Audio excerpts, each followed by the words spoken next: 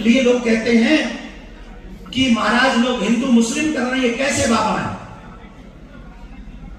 सबसे पहले तो मैं ये पूछ लेना चाहता हूं कि अगर हमारे लोग मरे, हमारी बहन बेटियों की इज्जत उतरे और उसके बाद भी हमारा जमीर न जगे, तो ईमानदारी से बताओ, बाबा तो गया तेल लेने, पहले ये बताओ ईमानदारी से कि हम अच्छे इंसान भी हैं क्या? हम मानव भी हैं क्या?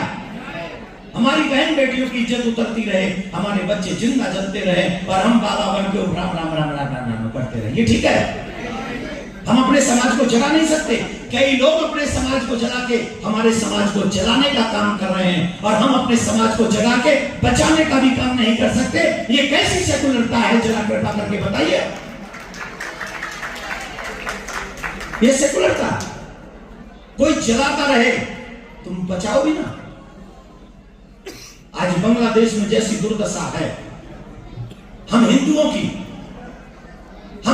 का वोट सबको चाहिए, लेकिन मरते हुए हिंदुओं का सपोर्ट कोई क्यों नहीं करता? हमारे मन में ये प्रश्न है। और सपोर्ट करे न करे, लेकिन हमें अपने आप को बचाना है।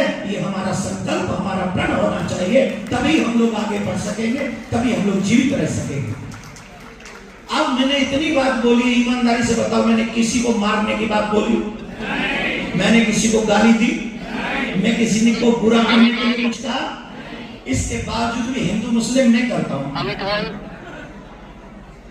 वहां इतने हिंदू मरे और मैंने कह दिया एक क्रिकेटर नहीं खेलेगा, बांग्लादेश का एक क्रिकेटर नहीं खेलेगा। न जाने कितने सेकुलर मेरा ही पीछे पड़ गया और मेरे से कहने लगा, ये बाबा लोगों का काम है क्या? अगर तुम अपना काम कर लेते तो बाबा को ये काम करना भी नहीं पड़ता। तुम नहीं कर पाए, इसलिए हम ये कर रहे हैं।